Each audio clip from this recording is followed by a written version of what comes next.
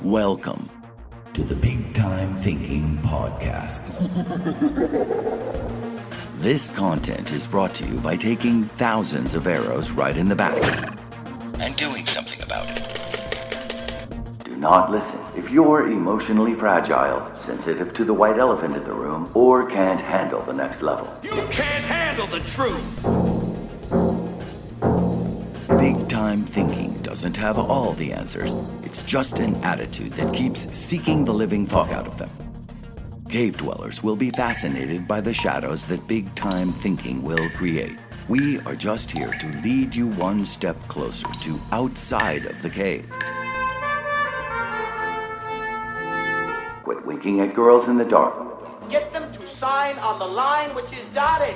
And get ready to scale your sales, your dealership, your business, your life, your family, and your friends with Big Time Thinking. Put that coffee down. Coffee's for closers only. Without further ado, here is the founder and CEO of Big Time Advertising, Terry McCauley. Oh, have I got your attention now? Buckle up. Reality starts right fucking now.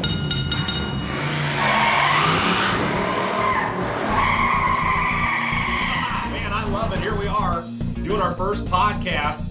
I get geeked every time I hear that intro, and it's going to fit in nice actually with our first topic and our first content we're putting out of there. And today's title is Right from the Start. It's going to be a great way for me to share with you my thought process, big time thinking, how I approach problems, how I become better at everything I try to do. And it starts with this right from the start theme. You know, just spending a couple seconds on that intro, it is geek. You probably hear that thing like who is this egomaniac about to come on and do this podcast? But like, it is so me that it's so over the top. I like things to sound professional. And truth be told, I'm throwing myself out there. I'm not an audio editor. I have no experience doing it. But this was my podcast and I wanted to own it. So I sat in a hotel room with my laptop for about 5 hours waiting for a meeting with a client, and I edited that myself. Now, it may be amateur hour 101. I even edited it on GarageBand. I'd probably get laughed out of any studio. Hey, what'd you edit on? GarageBand. It's right from the start. For me, I want to set the tone of what I'm reaching for. I have zero radio experience, zero podcast experience. But if I set my mind to do something, I want it to be right from the start.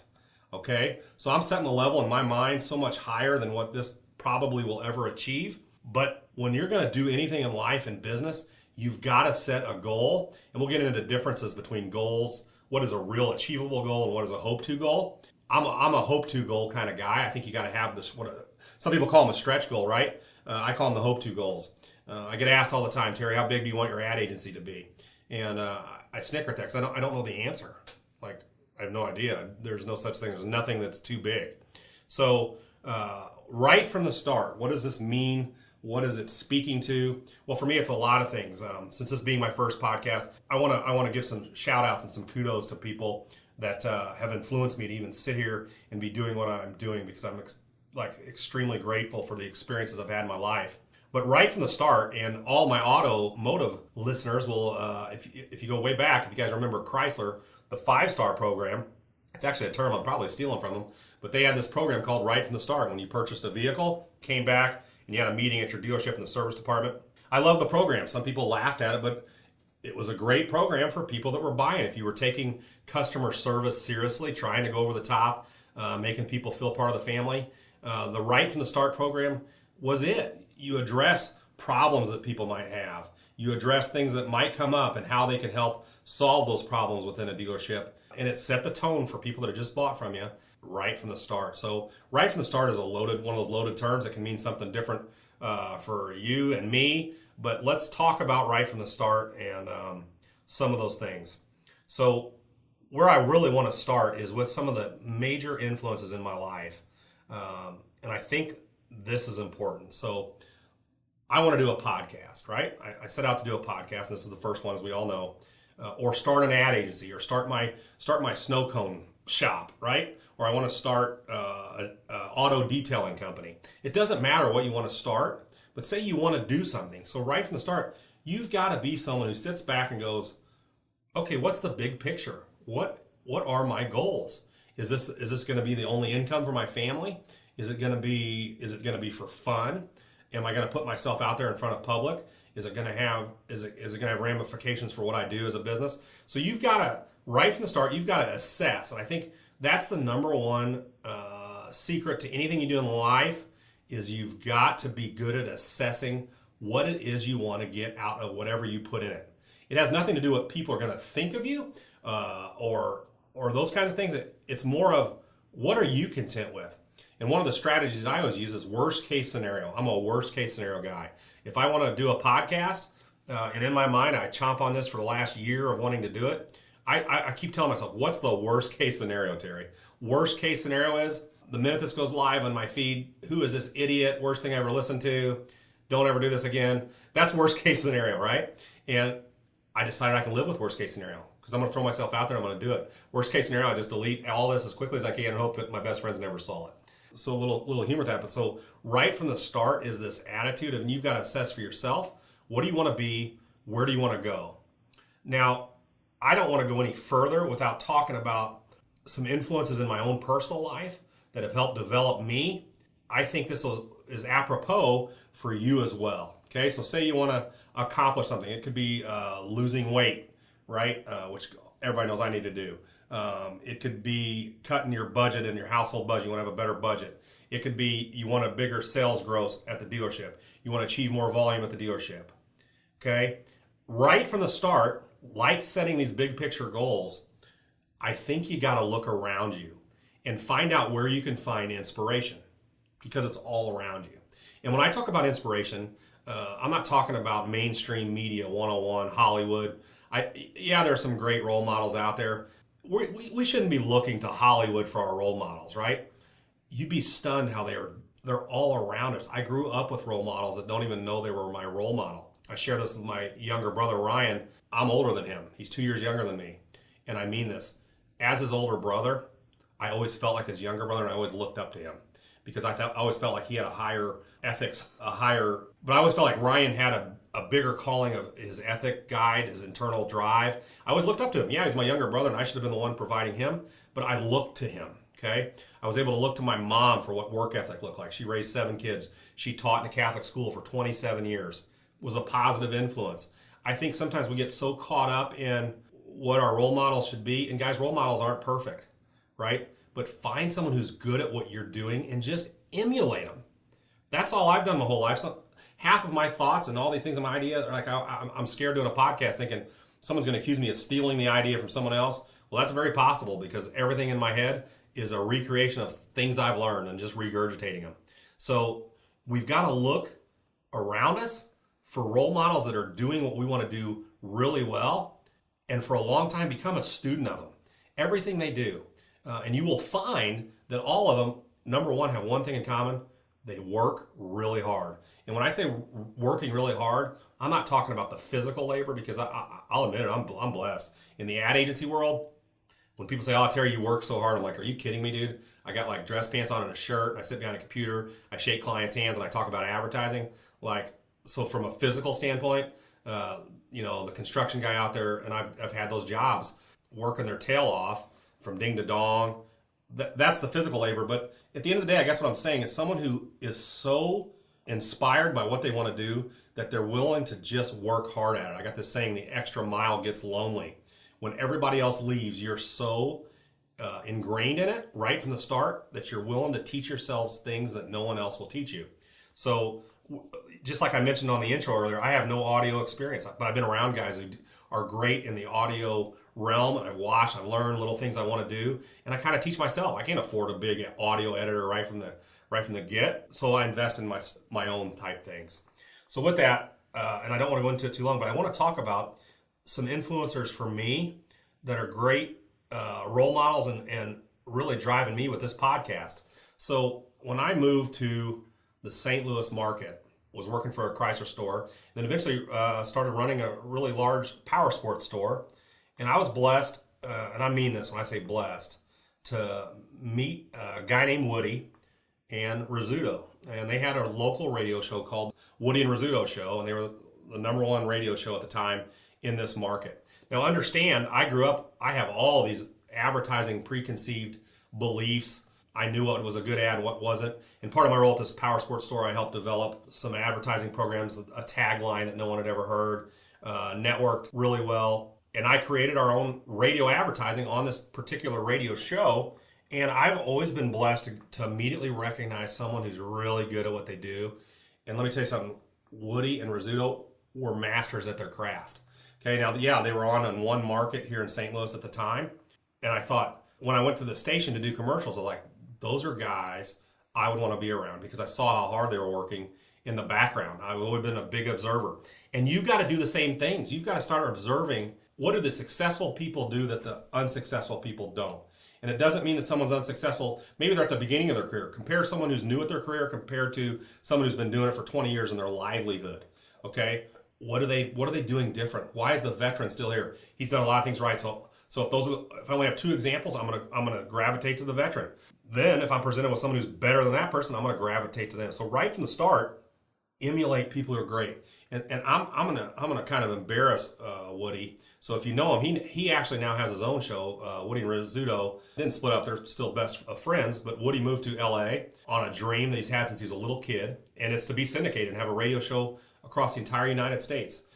Woody was an understudy of Howard Stern, and if you get to know him, the guy doesn't have an off button.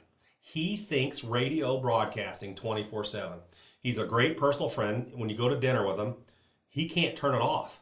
And I think that's awesome. I'm the same way about sales. I can't turn off, and marketing, I can't turn off the idea of how can I market something. Internally, I've never shared this with him. I always think, man, I could market him even better if I had enough time to help him. But we've developed a friendship through all of this. And I then got invited by Woody and Riz to come on into their show and get these guest appearances. And here's the first thing I will tell you. When I got there, yes, I was nervous. You're on air in front of people. But I just decided I'm going to listen to whatever they tell me, and I'm going to do exactly what they tell me. So I will never forget my first visit into the station. They're doing their thing. You got to understand, these morning radio show hosts, they get there at like 2, 3 in the morning. They're not on the air till 6, but they're deadlines. They're show prepping and running around and doing what they got to do. And if you know Woody and Riz, I mean, their show prep is second to none, and that's one reason they're successful. But I get in there, I buzz in the back door like at 5, thinking, oh, we'll get on air at 6, and Mr. Cool and collected. I was let in by somebody, and he said, hey, I'm just going to warn you up front, Woody's in a terrible mood. And I thought, okay, no problem. I can handle people in terrible moods. But I get in there, and he wasn't in a terrible mood, guys. He was intense as a motherfucker. I mean, he wasn't there to play. He was there to own his own show, right? So that's the first thing I want to talk about is right from the start. Sometimes I think, and you probably have this in your own dealership, when you decide you want to be good at something, the first thing that happens is you develop a lot of people who will look at you and say you're a phony, you're trying to make us all look bad, you're going to be told all these negative things about what you're trying to do, and all you're trying to do is be good at what you do because you love it, right? And behind Woody's back, I've seen friends of his are not, they aren't necessarily talking bad about him. They're like, man, he's so over the top, Woody. And I'm sticking on him because he's an inspiration to me, right? So he was the #1 radio show here in St. Louis. I got an opportunity to go to L.A., and he's out there, and they said, hey, now it's L.A., it could take forever for you to move to the top, take your time. Well, dude, I told him he would crush it from day one, and he has been. He's been crushing it. He now is in, I don't know how many markets, and it seems like every time I get on Twitter and follow him, he's growing, okay? And Rizzuto got to do his own show. He didn't go out there with him in L.A., they remained friends, and Rizzuto's doing the same thing in his own local market. He's crushing it. But what do? They work hard. And the people behind the scenes, not necessarily behind the scenes, that's the wrong analogy, but people observe and say, oh, Woody's a jerk. He works too hard. He's a dick to his employees. Guys, I've been around him. He ain't a dick to his employees. He's honest with his employees. And so here's an example. I'll never forget sitting in with him after the first segment. He let me read something, whatever. I read it. It goes to commercial break. We take the headsets off. He looks right at me. He goes, dude, if you're going to fucking talk into the microphone and don't swallow the end of your words. I'm like, okay, dude, I'm just a guest, but awesome. He's pretty good at this. I better do exactly what he tells me. So I put the headset on. I'll never forget he left or something at the end of the show. Someone apologized to me for what he talked to me. Well, listen, and you got to understand, I was kind of like a client. So maybe they were, worried we'd leave advertising or something. But they apologized for Woody giving me direction. He wasn't being a dick. He was being direct, right? So I've never been on radio. I don't know what he meant by that, but I learned that I knew this guy was good. I'm going to do everything he does. Even if I'm a guest on here 4 times, I want to be better than I was the first time. So that's what Right from the Start is. And I challenge people to look all around you. There are so many people who work so hard at what they do, and it starts as a dream, right? If you talk to Woody and Riz, they used to play radio as little kids in their house. They would make believe they're Casey Kasem, right? I did that as a kid. So find those kinds of influences in your life. Those are 2 of them for me. Even as I've gone on to start my own ad agency, I've stayed in touch with Woody here and there. And when you watch a real friend blow up and become successful, there's not an ounce of jealousy in your body because you're genuinely excited about someone bettering their lives and going for it. So that's, guys, in your own dealerships, when you say you've been stuck at selling 7 cars a month or 12 a month and you're stuck in the same place, I've got a saying, the difference between a rut and a grave is the depth. And I'll say that again. The difference between a rut and a grave is the depth. Either way, you better get moving. Okay? So right from the start, maybe you're a salesperson. Find people who influence you to become a better salesperson. I'm telling you, people who showed me work ethic, and I can go on. I'm from Evansville, Indiana originally. I got so many people in my life that started out, I went to high school with, that have gone on to win Grammys, right? A guy named Phil Lawrence. I'll share that with you because I think it's an amazing story. In high school, we all knew he was talented, could sing. He would sing cover Boys to Men with his brothers, his mother. The whole family could sing. You just knew you were around a talented person. You just knew it even in high school. When we had talent shows, this stuff would be off the charts.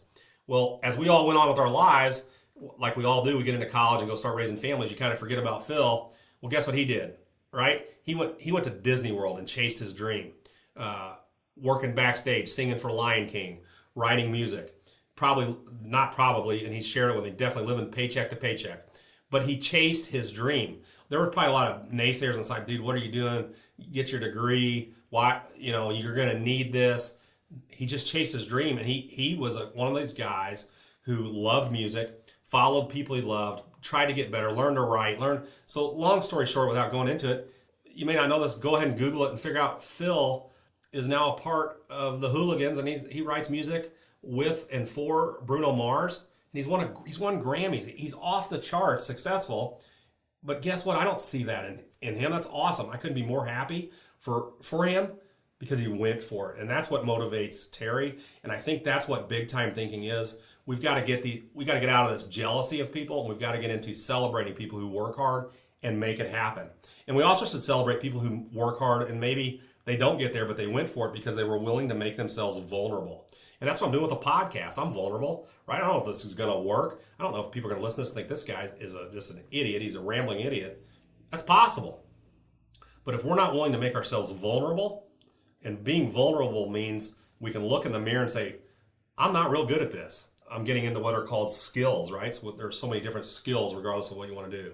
And you've got to, and I'll have a whole other session on skills, but in selling, right? Skills could be answering the phone, a meet and greet, closing skills, on and on and on.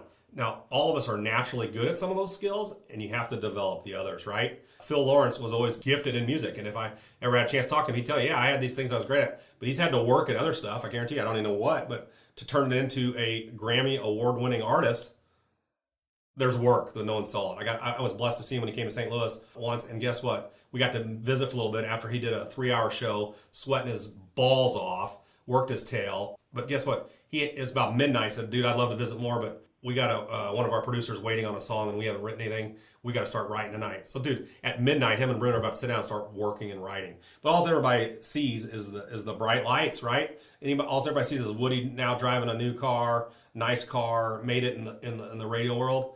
But what they don't see is the guy that is relentlessly thinking about how to make his show better. I promise you that guy is not content. And it's never about money, right? If you chase money, you'll be broke your whole life. But if you chase something you love and want to be better at it, I promise you money will follow. And that's what right from the start is. Big picture, okay? Find great examples and then learn. I think too many people don't learn enough. So what are some influences for me in the automotive industry? What am I going to be sharing with you over these podcasts in the future? Guys, Joe Verdi was probably one of the biggest influences for me learning to sell for the very first time. I was lucky I owned a little Mazda 626, and the radio never worked. I lived 30 minutes from my first car dealership that I was working at, and people said, "Wait, man, you want to be good at selling, you ought to listen to Joe Verdi." So I had this cassette tape, and I listened to it literally every day on the way to work and every day on the way home because I had nothing else to put in. I didn't have enough money to go buy anything, so I just listened to Joe Verdi, and I think I listened to it so much I literally memorized it. And I figured, guess what? This guy, people in the auto dealership world right now, and you guys know who I'm talking about, they'll laugh. Oh, Joe Verdi, he says a lot of great stuff, that he's never sold cars, or you'll hear it. But let me tell you something. The fundamentals of selling, that guy was money. And I still use his stuff in selling advertising and training salespeople across the country. I'll draw on what he's taught me, right? And some of the things I've learned, and I push it out. Now, what are some modern day stuff that are influencing me heavily? Grant Cardone, guy's off the charts, right? 10X group out there. I mean, I was blessed. I went to their 10X conference that we just had this past year out in Vegas. One part of being an older brother with younger brothers is they keep you current and they keep you involved with what's going on today. And so he said, Terry, as much as you love sales, you need to follow Grant Cardone. And I already knew who Grant Cardone was from the car business, but I didn't realize what he was doing in social space with 10X. Got to go to his conference, and dude, it's unbelievable what he's doing. But what I enjoyed the most was listening to millennials and other people like myself sitting in the seats afterwards, asking, hey, what are you getting from this? What are you looking for? And I heard a lot of guys say, I'm learning. And that's great. They need to keep learning. But I would encourage everybody, go do it. You can learn, but the best learning thing is you got to jump in and go for it. Like in our intro, we say about taking arrows in the back. You got to take them, man. Just go for it. Who cares if you fail? Laugh it off and go, fuck it. I'm happy I'm trying, man. I'm learning right now. That's what doing it right from the start is as well. So when I say right from the start, have your big goals. Understand that failure is part of life. Laugh at your own failure. And I think I've been blessed with a great sense of humor. No one laughs at things more than myself with self-deprecating humor. Don't steer away from a problem. Steer into it, right? But you can't know what problems are going to arise and what roadblocks are going to come without doing it. So speaking to some of the influencers, Gary Vee out there to me is like the best at motivationally. When I heard him speak, I was like, no, there's a guy who believes everything I believe. Everything I've thought since I was a little kid, he is verbalizing everything I've always believed. And what I love about him is that you're better off being kind to people than being rude. He's into the big picture, not getting lost in the trees. And sometimes we all can get lost in the trees. But then another local hero of mine, and right from the start, when I told you I'm going to give some shout outs, the next one is Andy Frisilla and his brother Sal. But Andy Frisilla for sure, because he's the face of First Form. And now he has the podcast that's like off the charts. If I could ever set a goal, why not set that the goal? People are like, oh, you'll never achieve that. Well, you're right, I might not, but we're gonna find out, right? That's the goal. But MF CEO, I was blessed to meet Andy. He came into a dealership I was working at to sell his father's Harley Davidson. Met him through that same Woody show. And you know what? Looking back, I don't really know where he was in his growth scale. He had Supplement Superstores, which was about to go off. He wasn't what he is today yet, but he was in the making, and you knew it. When he walked in your room, he was intense. And I love being around intense people. We shared that camaraderie. Got to meet his brother Sal, who was a baseball player, and we both are baseball players and hit it off from there. We share so many of the same intensities. I've been a student in the background cheering on Andy Frisilla. I mean, let me tell you something. Andy Frisilla and Chris and his team, I got to observe them. I've only had my agency about 4 years. I probably met him about 2 years before that transition. But this guy was so intense, so fun to watch. He was going for it. He didn't care what anyone thought about his ideals. And now to see him at the level he's at, like it humbles me. It like gives me goosebumps sitting there thinking about it. I think that's the other person you got to become, guys. Right from the start, you have got to cheer people's success. If you're internally one of those people that sneers at someone in your own sales staff because they did well, and the only thing that comes out of your mouth is, oh, they're an ass kiss, they get all the house deals. Really, you're a piece of shit, right? Start celebrating people's success, regardless of how they get it. And I'm glad that I was blessed to be around people that give me inspiration. They don't know it, but when I started my ad agency, I look to them for inspiration. I look back at Woody and Riz. I look back to Phil Lawrence. I do. I look back to the Mason and Remy show for inspiration. Those guys worked hard. I could make a laundry list of all of them. Don Mattingly from Evansville, Indiana. I went to our high school. Guy worked his tail off to become a legend, right? They're all around us, guys. So if you're going to do something right from the start, you've got to commit to what the big picture is and then find people around you that are going to make you better at what you do and emulate them, right? When I say emulate him, I'm not going to try to be Andy Frisella. There's only one him.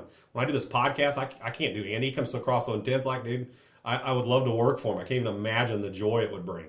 But internally, I watch, I observe, I listen to his podcast, everything they do, and I make a note in my head and said, okay, I'm ready to do this. When I do it, I'm going to go do it. So you've got to go do it. And I'm gonna kind of end on one of my favorite quotes I've been using in dealerships.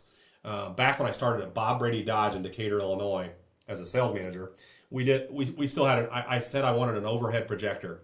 You guys remember those overhead projectors, right? I wanted one, and I had a quote of the day for our sales staff at every sales meeting. I think when I started, people were like, "Is this Terry guy for real?" And I said, "Yeah, I am. I want quotes of the day." But this is one that has always stuck with me. I've used it at every stop I've been at in every dealership, and I like to reread it for myself because it's a reminder for me, and it fits into this right from the start concept. Okay, and I'll have, if I have to read it a couple times, I will. But here's the quote: "A non-doer is very often a critic." What is a non-doer? A non-doer is a person in your dealership, in your business, that really just survives, just sits there, doesn't do much, right? And they're the critic. So listen to the quote. I'll start over. Quote, "A non-doer is very often a critic, and that is someone who sits back and watches doers and then waxes philosophically about how the doers are doing. It's easy to be a critic, but being a doer requires effort, risk, and change." Think about that. It's easy to be a critic, but being a doer requires effort, risk, and change. That was a quote by Dr. Wayne Dyer. Listen, that right there is big time thinking. That's what this whole podcast is going to be about.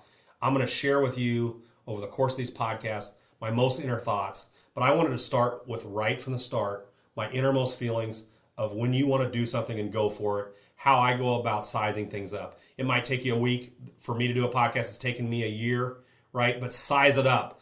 Find out who's doing well at it and try to emulate what it is they do, right? So for me, it's authenticity. Do it right from the start. Set your big picture, set your goals, and then look for the best examples you can find.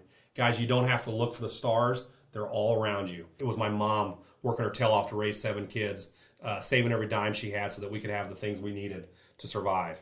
They're all around you. Make it happen. Use big time thinking. But like I was saying, use big time thinking, get it right from the start, and the sky is the limit. It really is. Don't set limits on yourself. Let the non-doer do his talking about how you're going to go about doing it, and just do it, right? And know that along the way, there's going to be a lot of noise, the non-doers, and get it right from the start.